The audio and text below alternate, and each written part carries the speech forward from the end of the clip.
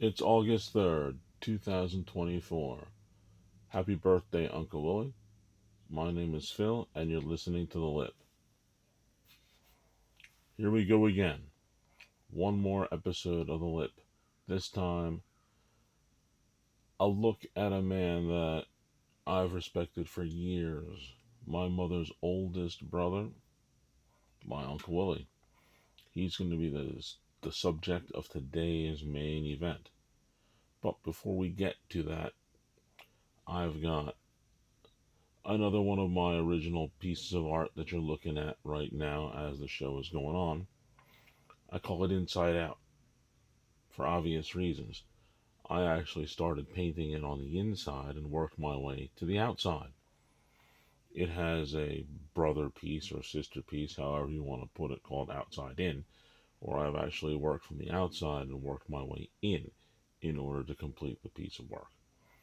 Again, when the time comes, this and many more pieces of original work will be for sale.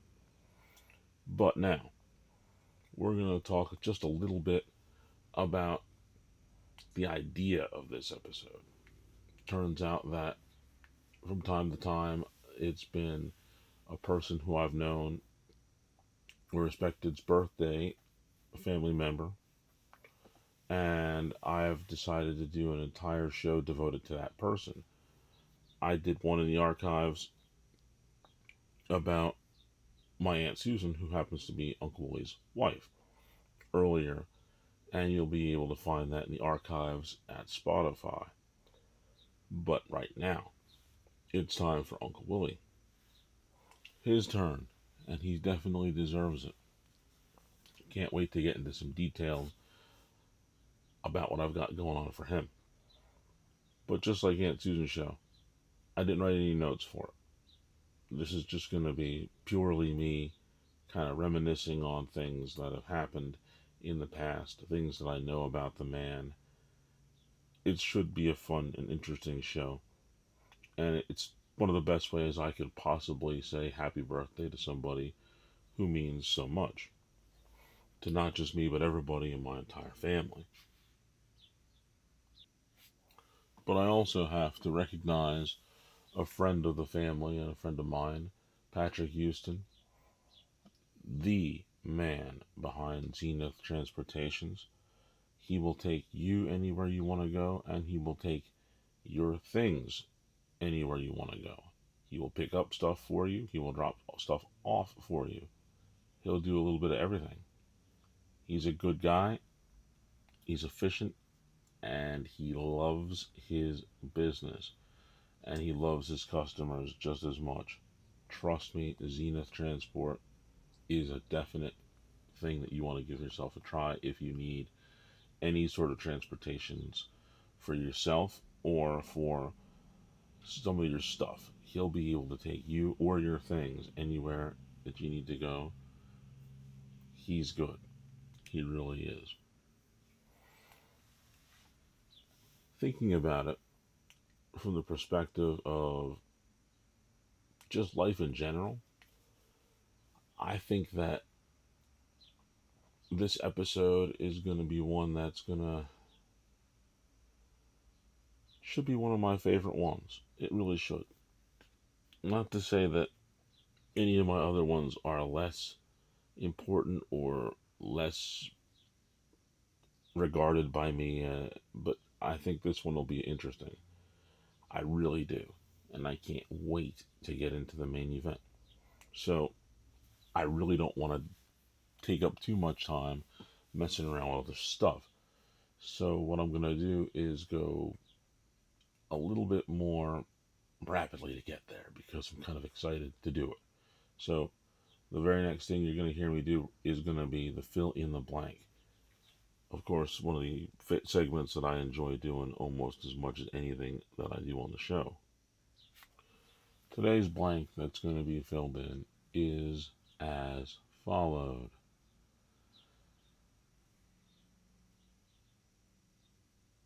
Do I think it's a good idea to go to Burger King and have an entire meal full of fries?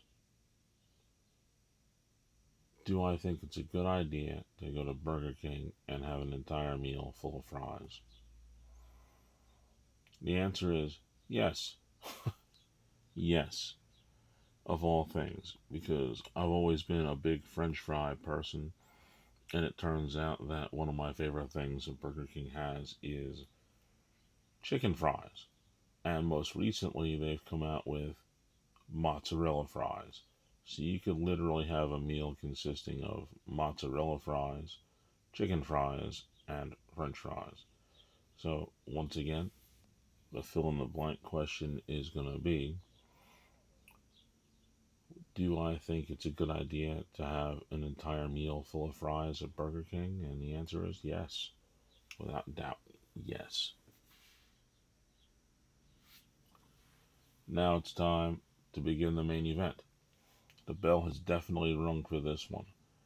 And like I said, I'm a little excited about this one. Almost too excited. I need to slow myself down and remember that I don't have any notes for this. This is simply going to be me reminiscing about my Uncle Willie and talking about a few things that I know about him. First thing we're going to start off with is yes, he is my mother's oldest brother, and he was born August 3rd, which is why the show is coming out on August 3rd. It's his 71st birthday.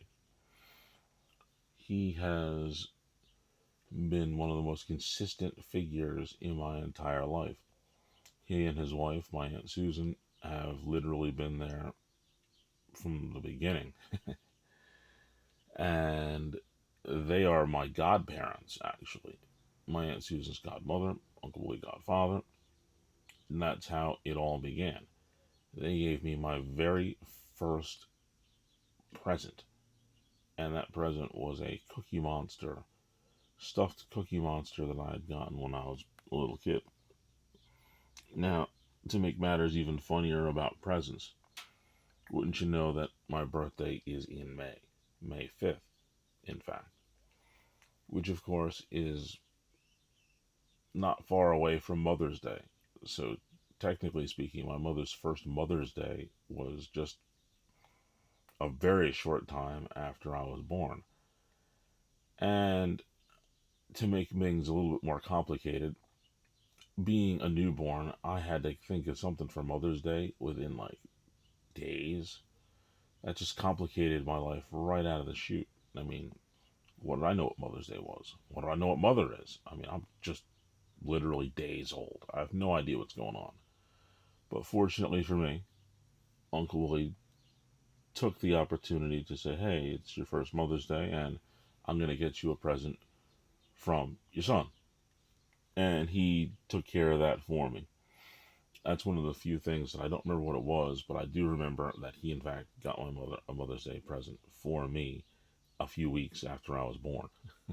Not even a few weeks, like less than a few weeks after I was born. So, quite literally, I gave my mother her first Mother's Day present literally right after I was born. And that was because Uncle Willie was able to do so. Another cool thing about Uncle Willie that I happen to know is that I was there for his wedding. Way back in the 70s, I was there. hmm Yeah, I got to be a guest at his wedding. Of course, it was a few days, not a few days, maybe like a year after I was born. A little less than a year. But I was there. I was at his wedding. So I can say that. And it was at the house that he resides in to this day, which is a building that I can truly say, amongst all buildings, amongst all houses I've ever been to, it is the one address that has never changed in my life. It's constantly been there up until the point that I'm recording this for you now. His house has been in Barnegat, where he's lived my entire life. His phone number is the only number that I actually have memorized from, I guess, when I was in maybe third grade up to this point in time. It's the same number. And yes, it is in fact a landline for those of you who are a little bit younger. We didn't have cell phones back when he originally got this landline number, and it's the same one that he's had since I can remember. And it's still the same number. I could dial it today and I would be able to get him to answer that number. You'll never get consistently like that, and for me, it's the most consistent number I know, and it happens to be his. Of course, he's the father of my two of my first cousins of the group, Matt and Dan. Dan's the oldest, Matt's the youngest. Um, I think that during the time that we were growing up, we spent a lot of time together, Dan, Matt, and myself. And Uncle Willie just played with us just like he would anybody else's kids. I was right there with those two. It was as if he had three kids as opposed to two when we were together. I was no different. I was not treated any different. I was just as much of the group of boys as there was. We would wrestle around just like he would with his kids. No different at all. Anytime that it was time for a trip, I was always invited, and my mother as well. And the first times that we went to Disney World, in fact, the time that I've been to Disney World as of this point, were with my Uncle Willie and Aunt Susan and my other two cousins, and my mom. Uncle Willie drove most of the way, Aunt Susan chipped in time to time. But during those trips, I believe, I was thinking about it the other day. I'm pretty sure that the time of those trips, I was in third grade and fourth grade. I was very young. And this is well before Disney World expanded to what it is right now. Disney World only had Epcot Center and, of course, the Magic Kingdom. Now it's expanded so far, it's almost half the planet. But it definitely wasn't quite as big as it was, and we enjoyed the trips. The coolest part about those trips was we drove all the way to Florida from New Jersey, and each time we stopped at a little place called South of the Border in South Carolina. It's literally the ultimate tourist trap. Somewhere in the neighborhood of 500 miles before you get there, in either direction, north or south, you will see signs on 95 telling you about south of the border, south of the border, south of the border, getting you all jazzed up and ready to go to it. And of course, we stopped every time, both times we went to Florida, and it was definitely an experience that had to be had. Occasionally, you might drive around and see somebody with a bumper sticker on the back of their car that says south of the border on it. Some people might not know what it means, but for those of you who know, you know. South of the border is a very special tourist trap. It really is. And we had a lot of fun there. It was a place you go get a little something to eat, buy some trinkets. It was just a nice little tourist trap. It really was. When me and my family went down to Florida on the way back up, I made sure that we stopped. And it definitely had that same charm that south of the border always has. But as far as with Uncle Willie goes, those two trips to Florida were always a lot of fun. Then, I believe it was in fifth grade, we ended up going to uh, Williamsburg, Virginia, and we hung out there. And we went to what was it? Busch Gardens in Williamsburg, and we had a great time in Busch Gardens. But the interesting thing was, of all interesting things, I probably should have said this earlier, but ultimately, Uncle Willie got me interested in professional wrestling. And during that time, we had watched all kinds of wrestling events when they came on. And by the time I was in fifth grade, which is, let me just back up a second and tell you one of the coolest things about me. It turns out that WWF at the time, WWE now, had their WrestleManias coincide with the grade that I was in school. WrestleMania 1, I was in first grade. 2, I was in second grade. 3, I was in third grade. So on and so forth. And WrestleMania 4 and 5 were in New Jersey. And then they also had SummerSlam. Was it SummerSlam? Yeah. I believe it was SummerSlam 89. I was in fifth grade going into sixth grade. But I was still in fifth grade. Because WrestleMania 5 had just happened during that trip to Williamsburg, Virginia. It was really interesting because we were already in Virginia, and SummerSlam actually was in New Jersey at the time, if I remember correctly. New Jersey or Philadelphia, one of the two. It was up closer to where we were. And we were in the hotel room at Williamsburg, and Uncle Willie's like, wow, we didn't get to watch SummerSlam. So one of the first things he did was he called down to the room and ordered SummerSlam. So me, my cousin, plural, and him watched SummerSlam in the hotel room at Williamsburg, Virginia, and it was really kind of neat. We got to watch that main event was at the time Hulk Hogan and Brutus the Barber Beefcake wrestled Macho Man Randy Savage and Zeus, otherwise known as Tiny Lister, Debo from the Friday movies. And that was pretty interesting. We ordered pizza, we hung out in the hotel. My mom and my aunt were in the other room, and all the boys, me, my uncle, and my two cousins, were watching SummerSlam. That was really kind of neat. Um, let's think of some of the more fun things. Well, here's one of my favorite stories about Uncle Willie. This one is cool because the man had worked at Atlantic Electric straight out of high school. He was seen by the recruiters at Atlantic Electric, and he started working as soon as he graduated. Once he was there,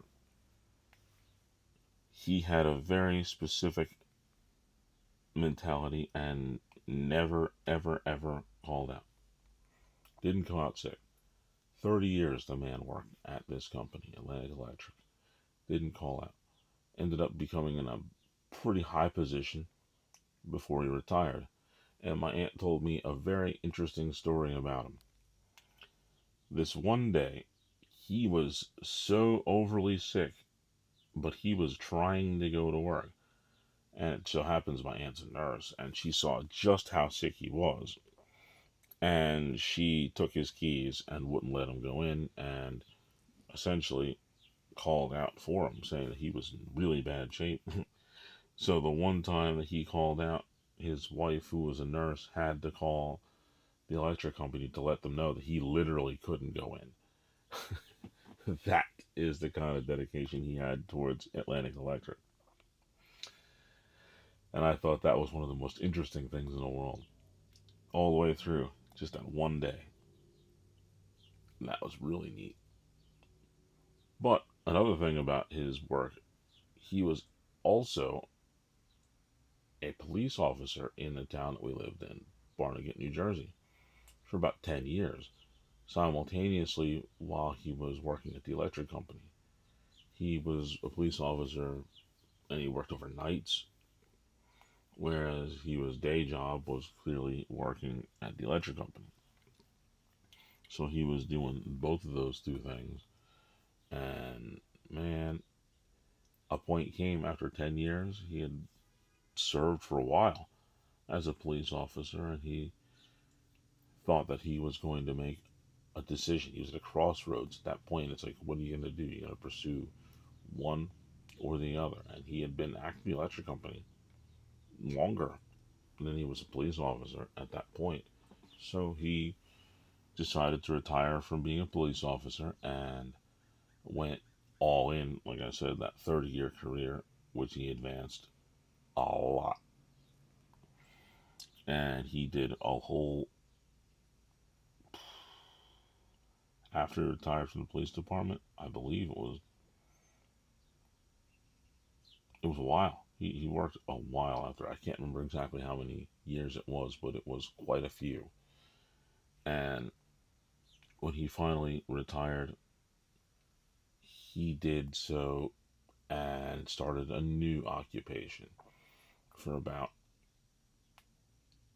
around 5 to 6 years. His occupation was going on vacation, which is something that he needed because, like I said, he had not really taken any sick time except for one day. So it only made sense and it was only fitting that his new occupation was to go on vacations. And that's what they did. They went to Hawaii a lot, they went to Florida, they went to Las Vegas a time. And that's what he did for a while. And then he finally stopped going on those trips. He kind of went and retired from being on vacation all the time, which was kind of cool. The fact that he was able to have worked hard enough to be able to go on all those trips and take his family with him to do those things that he wanted to do, and that's why he worked so long and so hard. So nobody could possibly begrudge him of that. Now, here comes a couple of more things that I found which were really cool. I don't know how to put this, but rumor always had it that this magnificent chili that Uncle Willie always made technically wasn't made by Uncle Willie. I don't understand how it is. It doesn't make any sense to me or my cousins. None of us could put our finger on it, but there was a rumor that said that Aunt Susan actually made the chili, but I can't possibly sign off on that. I don't think she could have. Hear me out. Hear me out. All the other stuff, like the lasagna that I learned how to make from my Aunt Susan, I watched, I saw, and I saw her pull it out of the oven. I saw her making the sauce. I saw her doing the things. She made the lasagna. There was no question about it. None, right? However, with the chili, I never saw any of it. You'd smell it cooking, all that stuff every single time, and then next thing you know, you'd go in the kitchen to grab a soda or something, and there's Uncle Willie stirring the chili. So clearly, the only person that I ever saw making the chili or even doing anything with the chili was Uncle Willie. So one could only assume that Uncle Willie made the chili, right?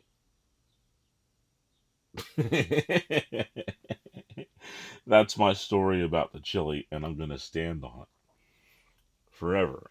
I never technically saw Aunt Susan do anything to the chili, for the chili, around the chili. So my only assumption can be that Uncle Willie made the chili. That's literally got to be the only thing that I can think of, right? Okay, here comes another fun one. When I was in 10th grade, turned out that it was just a weird time for my entire class. Like, the whole of our existence was just strange. We had some weird stuff in high school, which, of course, was the same high school that pretty much majority of my family at that point went to, including Uncle Willie. And it's Southern Regional High School in Manahawkin. Over the Christmas break, the craziest thing happened. There was an explosion in the boiler room, and it pretty much blew out the heat in the building, and there was a massive electrical problem. And during that time period, I'll never forget it because I was getting close to having, or no, that was Christmas break. So yeah, I was after around the time when I was about to go in for my first knee surgery, and there was such extensive damage to the school that we ended up doing split sessions between the middle school and the high school at the middle school for a month or two. It was a little while, and before we were able to go back wholeheartedly to the high school again. And during that time, right after the incident happened, they gave the high schoolers, which was me and the juniors and seniors who were above me, an opportunity to go back in the high school once it was safe to go back in and see if we could get anything out of our lockers, because some lockers were damaged. The ones obviously by the boiler when it blew up were damaged, but the ones that were not, kids could still go in and they could get their stuff so they'd have it for their classes. And so in the process of doing it, it turns out that the boiler was real close to my homeroom, and I'm glad that I didn't really leave anything in my locker, so it wasn't a big deal to me. But there were a few of my classmates who were in my homeroom whose lockers were melted and just totally done, and anything they had in there was with it gone. But during that time, as they told us to go in there, wouldn't you know who I saw who was assessing the situation? Uncle Willie was in there because he had the responsibility to help make sure that the electric was going right in the building. And it just so happens that as I was in there he was like, hi, Uncle Willie. Said hi to him.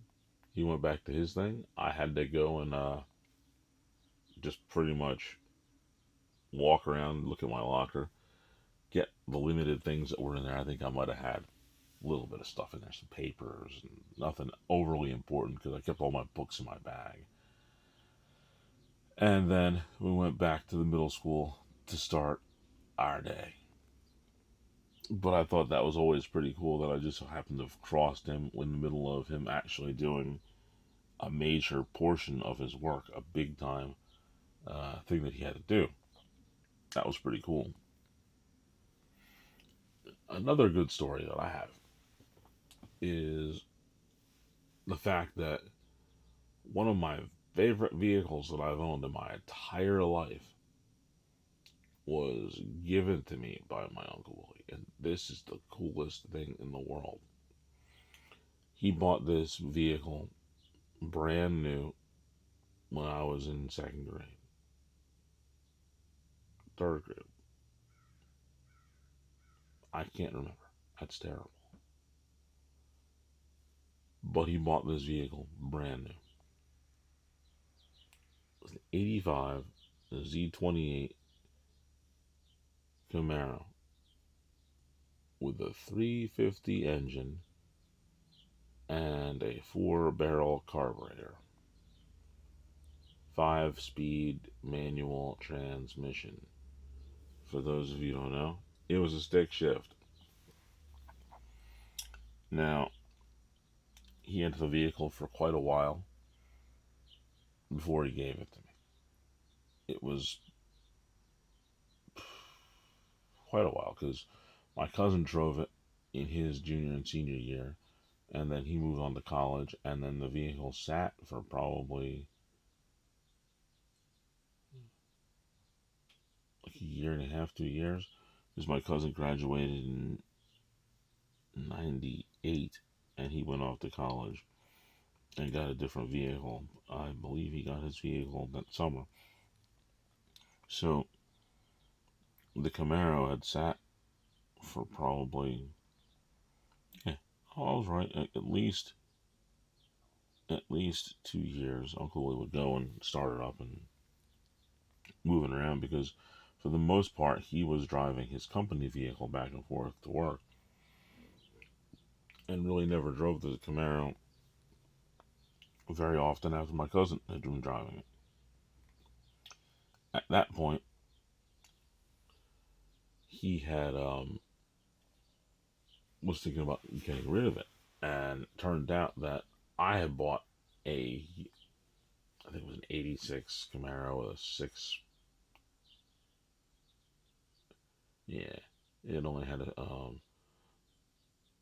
six-cylinder engine in it, and it had T tops, and it was alright.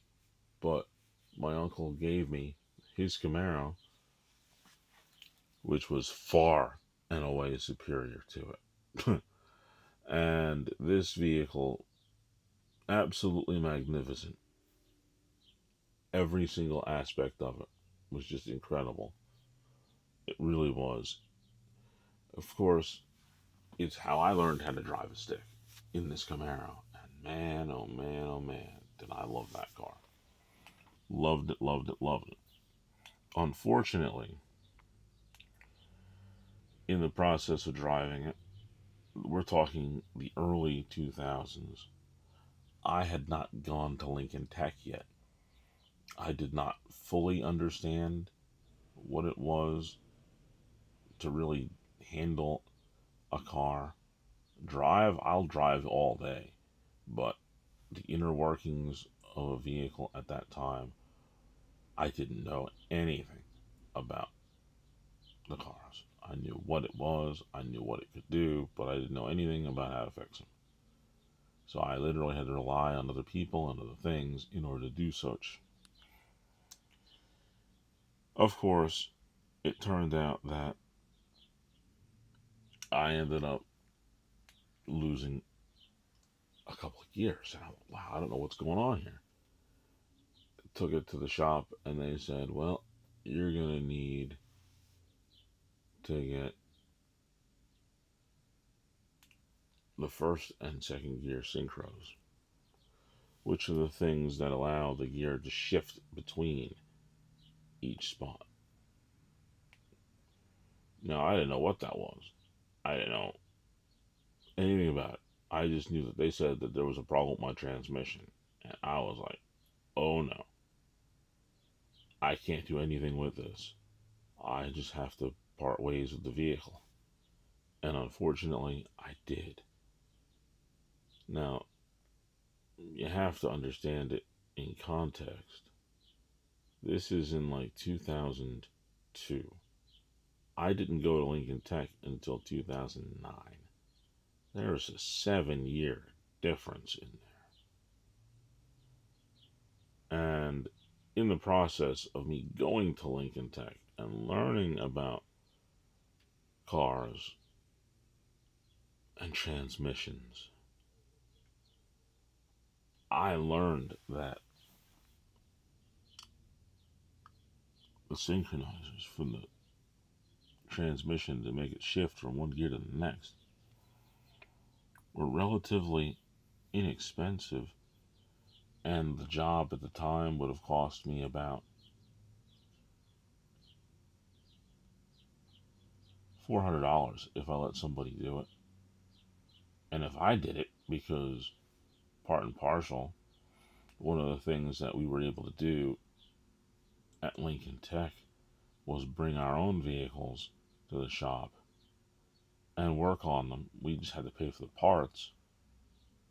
It would have cost me about less than $100.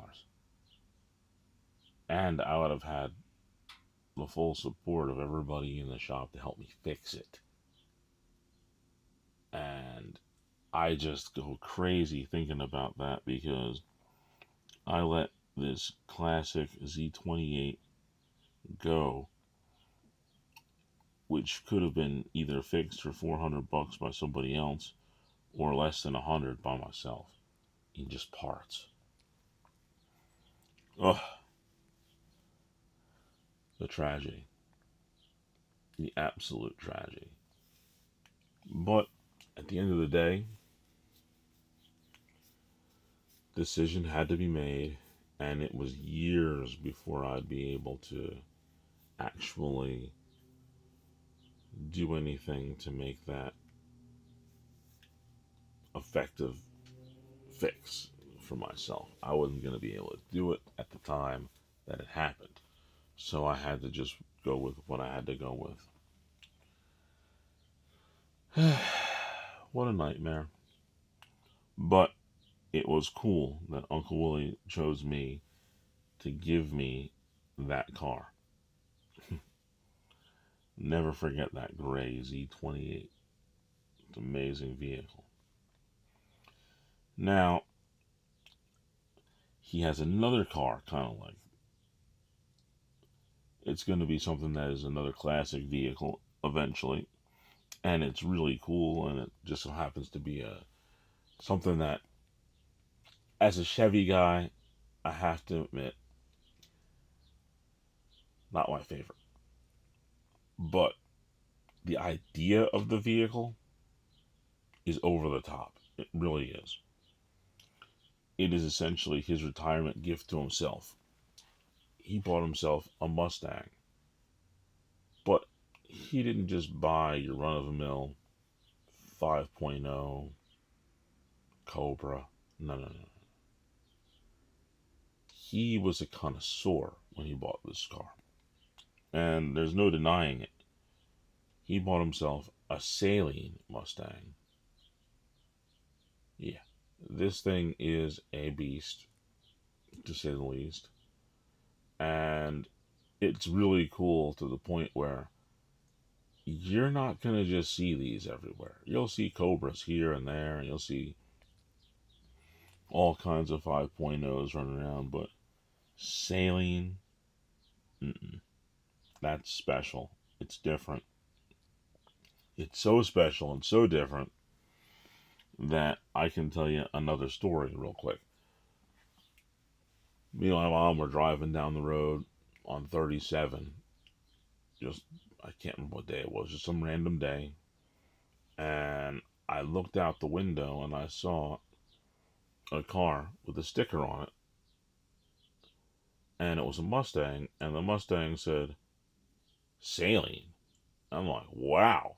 Okay, it's a Saline Mustang. I've only ever seen one of those. And that was the one my uncle had. And we're talking, he lived in Barnegat, and here we are in Tom's River. And I'm like, whoa, what is going on here? Get to the light, roll down the window, and it's my uncle. So that should tell you how rare this car is. I didn't expect to see him there, and all of a sudden, there he is in this rare car. And I'm like, whoa, didn't see it coming. Just was like thrown by the fact that it was actually so rare that it was literally him in the car. That was funny. That really was. But now I'm about to close down the main event. But before doing so, I have to pretty much say that right now he's spending most of his time with his wife, my Aunt Susan, who is suffering from dementia at the moment, and he's fighting every day to make sure that she enjoys her quality of life. And I hope that he remembers that we, his family, definitely support him in everything he's doing. And we're always there for him if he needs us, because he's always been there for us whenever we needed him. And I certainly want to say one more time before I ring the bell in the main event, happy birthday, Uncle Willie. Okay, the bell is rung, main event is over, but it's time for me to ask you a very simple question. As somebody with a bad back, I certainly can say that I don't necessarily like sitting on hard or uncomfortable things. And I imagine that you don't either, correct? You don't like to be uncomfortable where you're sitting. So it's hard for me to say that, knowing that I have a nice, comfortable leather couch that reclines, you know, sit back, you feel pretty good. All of those of you who are listening to me have comfortable couches, I imagine. Nice chair that you like to sit in. Something of that neighborhood. Well, if you're an inmate the most comfortable thing that you're going to have to sit on is probably that bed that I've talked about from time to time, which is a really thin, maybe 3 to 5 inch mattress that's placed on a steel slab that is now your bed. Other things you get to sit on are a steel stool, round steel stool that's up against a metal table. You also have out in the day room some very hard, wide, hollow plastic chairs that are pretty much there because they're easy to clean. They're definitely not there because they're comfortable. Not fun in any way. Nothing that I would want a part of. And during my time working in jail, I only sat in them maybe 6 times in 5 years, and that's maybe 6 times, and that's based on having to be on blocks and sitting in those chairs because we were talking to supervisors or such things when everybody was locked in. I definitely wouldn't choose to sit on any of that stuff, not in any way, and I imagine that none of you would either. It's highly uncomfortable, it feels miserable, and it makes you want to just scream because of how horrible it is. So, I honestly believe the furniture inside a jail is more than enough reason for me to tell you don't go to jail. Now it's time for the spear of the week. Picking that spear of the week is always one of my favorite things to do because there's always somebody out there who does something just stupid enough to make you go crazy. And I honestly believe that the spear this week happens to be another gentleman that I run into at the store. Man, I don't understand this. Maybe I should just take my time and go and just order everything I go because it seems like every single time I go to a store, somebody is about to do something that's just absolutely crazy. These guys are trying to sell you things that you don't want. It's just energy stuff, whatever it is. I don't know. But I go to the store for a very specific reason. I'm very focused. I want to get what I want. I want to get out. I'm not there to talk to somebody who's going to try to sell me something outside of what I'm looking for. And I think I want to just spear those people who want to do it. And it turns out that last week I ended up having to deal with people both directions, going through what I wanted to go through and coming back out. So there's no doubt about it. The spear of the week has to be those people in those stores who are trying to sell you stuff other than what you want. And on that note, it's time for me to shut down the show altogether. I think we've had another fun-filled episode. I know I enjoyed talking about some stories from my Uncle Willie, and like I said, this one there is no notes. I just sort of go and think about some of the stuff that always makes me fond of thinking about the man. And clearly, the chili, the car, those are some of the fun things that have happened. But there's so many more things that I could have gotten into. But there's only so much time in a day, and I wouldn't be able to talk to you about every single thing that the man has done for me in life, nor will I, because there are some things you just need to keep between yourself. But I do want to let you know that you can always join me and us on our Facebook group, the Lip group. join us. There's always room for one more. I also would like you to check me out on Instagram, Philip Henderson 5102. I'm out there on X. You can obviously listen to this and other little shorts that I've put out on my YouTube channel at Phil the Lip. And I can certainly tell you that I hope that you like and subscribe to this show and the channel as a whole. It's now time for the words of wisdom. And these are words of wisdom that I got directly from my Uncle Willie. And they are as followed. Don't take wooden nickels. Don't take wooden nickels. One of the best tips he's ever given anybody at a restaurant, right? Don't take wooden nickels. And on that note, I'm going to tell you that my name is Phil, and you've just listened to The Lip.